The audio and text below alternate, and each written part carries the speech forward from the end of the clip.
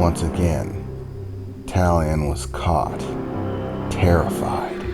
What was he supposed to do? He thought to himself. This doppelganger isn't making anything easier either. Is he just messing with me? That guy said that your enemies will get into your head and use what they find there against you. He told me himself that fighting was pointless, that I just needed to survive. Is that what this one's purpose is? Is he trying to lure me in?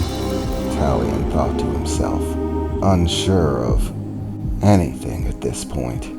If it's true the doppelganger is made by the teacher, then he must be the one controlling what it's saying. So, is this a lesson or a trap? He couldn't tell, didn't know what to do, caught in the moment, unable to make a decision. That's when the impact hit. A crashing sound as that monstrosity, billowing that white fog, slammed into the ground. Talion felt the impact vibrate, wind kick up around him as the creature's form seemed to shift and change, melding in the fog before re-emerging its head and arms, standing up on two hind legs. It must have been at least 30, maybe 40 foot tall. Once it stood up to full length, most of its body seemed like that fog, simply so dense and thick you couldn't see through it, like it was made of cloud and steam, only able to make out the basic shape as the fog seemed to drift off in different directions, distorting your perspective of what its body was actually shaped like. The only things that were clearly physical and able to be seen were its head, that bestial, monstrous skull peering down, its massive jaw slack and open, drool dripping from its fangs, breathing heavily, massive breaths that seemed to move the air around it. You could almost see a light in the back of its throat, as if there was a fire burning deep inside of its belly, and its hands, massive, monstrous hands, thin and gangly along the fingers, with razor-sharp claws at the end of them. Its wings were there, he could see them, but they weren't as physical as his hands or his head. No, they were more like the rest of his body, seeming to shift in and out of visibility, like accumulated fog, thick and gathered. What was he supposed to do, Talion thought. Do I run or fight? No, it's a silly question. Regardless of what the doppelganger says, I already know I can't outrun it. It's faster than me. It already caught me once.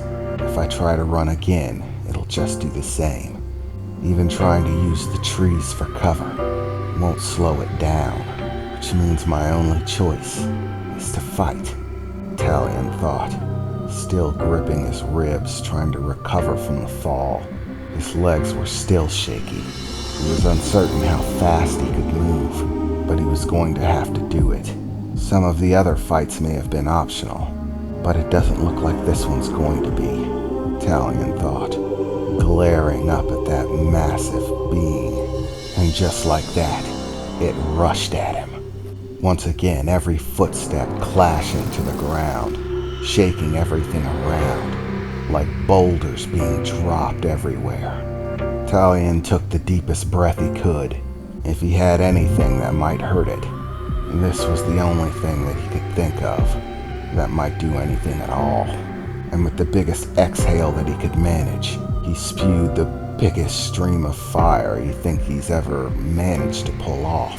The stream of fire shot forward at the creature, blasting into it, the flames billowing over its form as it slowed to a halt for a moment, putting up its hands trying to block the flame. Talion was putting everything he had into it, breathing as much fire as he possibly could. All the fire billowed over it. Any normal creature would be in flames, rolling around on the ground, burning to ashes. But as Talion looked, the creature in front of him seemed unfazed. The fire had stopped him, kept him from progressing forward, but only for a moment, as the stream of fire continued and the massive creature's hands blocked the flames, sending it billowing across the rest of his body. He could see the creature beginning to look beyond the flames, the beaming yellow gaze of its eyes aimed directly at him as it started to move forward, pushing through the fire. Talion was breathing it with everything he had. In fact, he was running out of breath. But one step after another, the creature started to force its way closer through the flames. Talion tried to back up, but trying to breathe fire and move at the same time, especially with the amount that he was pressing out, seemed next to impossible to do. It was all he could manage to start taking steps back, and still, that monster kept forcing its way through. One step after another, growing closer with every one. Finally, the stream of fire pouring onto the monster began to slow, thinning out, getting weaker, as Talion was running out of breath. Finally, just stopping altogether, as Talion gasped for air, falling to one knee, and trying to breathe deeply. The creature whipped out one of its massive hands, blowing what little fire remained off to the sides. There were still small portions of the creature that were on fire, but they were slowly dissipating, and the creature seemed unfazed by any of it, glaring down at him, a hungerful growl beginning to rumble out from its form, salivating at the idea of gulping it down. As Talion was still trying to catch his breath, the creature gave him no quarter, beginning to rush in again, still small bits of fire burning away on its form.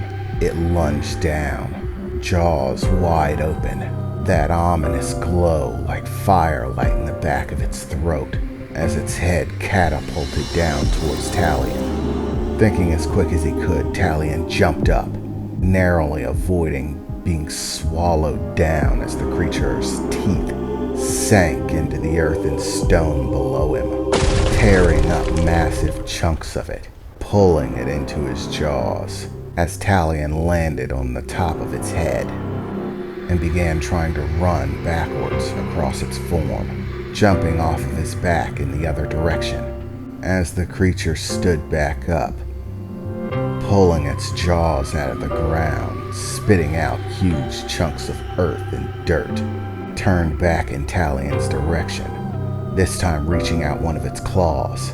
Talion only just managed to dodge to the right as its claw impacted, crushing into the ground beside him, Talion rolling across the ground wildly, before finding his way back to his feet, only to find another one of its claws rushing in his direction. This time, a side swipe from above. Talion managed to get low, narrowly avoiding it.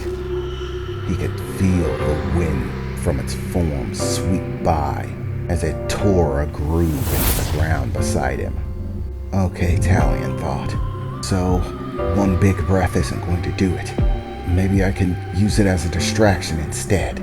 And with that, Talion breathed another gout of fire, this time not as big, aiming for his face, hoping that if he tamed down on the amount, he could still move while he was doing it. And thankfully enough, it worked. This time, the creature swung wildly, another massive claw reaching out in his direction, but was unable to pin him down. The fire was blinding him, and Talion still had enough movement to get out of the way. It gave him a little bit more of a wider berth. There's gotta be something I can do, Talion thought to himself. If I can't run from it, there has to be a way to beat it. And if not, then maybe it's like the others.